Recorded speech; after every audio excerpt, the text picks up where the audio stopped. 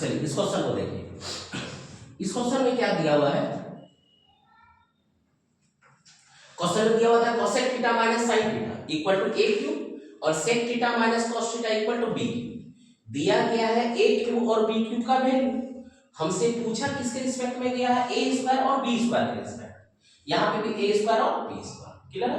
चलिए तो हम क्या करेंगे ना, a क्यूब इस टर्म को सॉल्व करके और इस टर्म को सॉल्व करके a का वैल्यू लाएंगे क्लियर। तो यहाँ देखिए सबसे पहले a क्यूब इक्वल टू क्या है, cosec theta minus sin theta.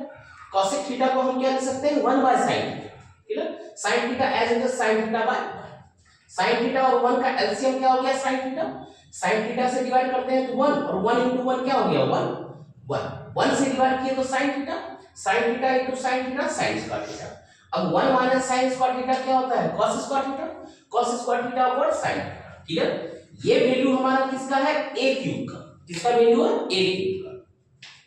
हमको क्या चाहिए a चाहिए, उधर क्यूब है इस साइड लाएंगे तो क्या होगा क्यूब रूट, या दोनों साइड क्यूब रूट करना है तो a वैल्यू चाहिए, इधर हो गया क्यूब रूट यानी कि पावर 1/3 यानी cos square theta upon sin theta whole पे पावर 1/3। अब यहाँ पे रूल लगेगा a पे पावर x into a पे पावर y इक्वल टू क्या होता है a पे पावर x into y। तो यहाँ रूल यूज किए 2 मल्टीप्लाई 1/3 यानी कि 2/3 यानी हमारा a का वैल्यू क्या हो गया cos पे पावर 2/3 अपॉन sin पे पावर 1/3 क्लियर है। एज इट इज इसको सॉल्व कर रहे हैं, यहाँ देखिए and b cube equal to sec theta minus cos theta. sec theta के लिए क्या लिख सकते हैं 1/cos, cos थीटा के लिए as it is cos theta by 1। cos theta और 1 का एलसीएम क्या हो गया cos थीटा, cos से डिवाइड करते हैं क्या बचा 1 into 1 एज इट इज क्या हो गया 1 माइनस साइन दिए cos। अब अगला स्टेप 1 से डिवाइड किए तो क्या बचा cos theta into cos theta cos square theta, यहां तक क्लियर। अब 1 माइनस cos स्क्वायर थीटा क्या होता है sin स्क्वायर थीटा और यहां नीचे cos थीटा। ये जो वैल्यू है ये वैल्यू किसके लिए है b क्यूब के लिए, किसके लिए ये वैल्यू है b क्यूब। हमको लाना क्या है b लाना है, क्या लाना है b।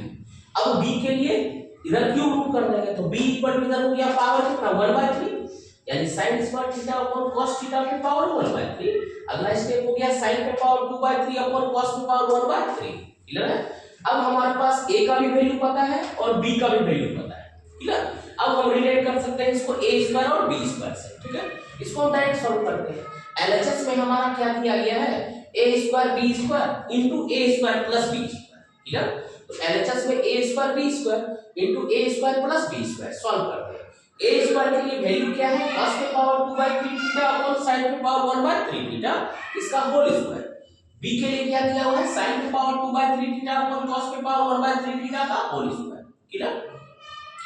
इधर भी एज इट इज है यानी a square plus b square, इधर सारा टर्म मल्टीप्लिकेशन और इधर सारा टर्म प्लस में है यानी फ्रैक्शन दिया गया है ठीक है। इसका कुछ ट्रिगोनोमेट्रिक रेशियो है ये दोनों प्लस ठीक है। अब यहाँ अगले स्टेप में इसका क्यूब स्क्वायर करना है तो sin पे पावर cos पे पावर 2/3 का होल स्क्वायर यानी 2 2 जा 4 यानी 4/3 थीटा और नीचे क्या हो गया sin पे पावर 1/3 है 1/3 पे पावर 2 यानी कि 2/3 यानी sin पे पावर 2/3 थीटा क्लियर है।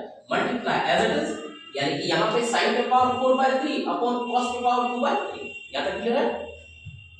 इस स्टेप इसका पहले क्या किए स्क्वायर किए जैसा टर्म यहाँ आया है वैसा ही टर्म यहाँ आएगा, सिर्फ यहाँ पे ये मल्टीप्लिकेशन है और यहाँ पे क्या आएगा एडिशन। इस टर्म के लिए कहीं कोई दिक्कत नहीं, आगे बढ़ जाओ फिर देखिए आगे।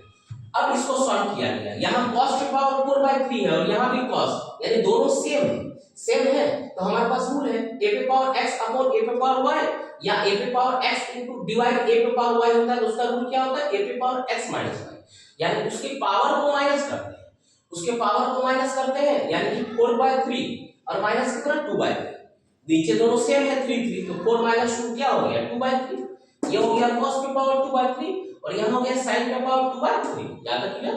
ये फ्रैक्शन है, इसको सॉल्व कर रहे हैं। इस फ्रैक्शन को सॉल्व करने के लिए पहले हम इसको सॉल्व करेंगे ठीक है। तो इसको सॉल्व करने के लिए sin पे पावर 2/3 थीटा और ये cos पे पावर 2/3 थीटा, इस दोनों का एलसीएम क्या हो गया sin पे पावर 2/3 थीटा cos पे पावर 2/3 थीटा। sin पे पावर 2/3 थीटा से डिवाइड किया गया तो क्या बचा cos पे पावर 2/3 थीटा। अब cos पे पावर 2/3 थीटा से मल्टीप्लाई होगा cos पे पावर 4/3 थीटा, मल्टीप्लाई करेंगे ए पे पावर x मल्टीप्लाई ए पे पावर y क्या होता है, ए पे पावर x प्लस y, यानी दोनों को ऐड करते हैं, यानी 4/3 प्लस 2/3, यानी कि क्या हो गया 4 प्लस 2 यानी 6/3, यानी कि पावर 2। ठीक है, डायरेक्ट क्या लिख दिए cos स्क्वायर, यहाँ पे sin स्क्वायर, या आप एक स्टेप यहाँ पर बढ़ाइए, cos पे पावर 4/3 इनटू cos पे पावर 2/3 प्लस sin पे पावर 4/3 इनटू sin पे पावर 2/3। ठीक है, दोनों को ऐड किए, ये आ गया। अगले स्टेप में ये टर्म और ये टर्म दोनों क्या हो गया कैंसिल, क्योंकि दोनों सेम है, और ऊपर cos square theta plus sin square theta क्या हुआ, ये 1 के बराबर, यही क्या है RHS के बराबर।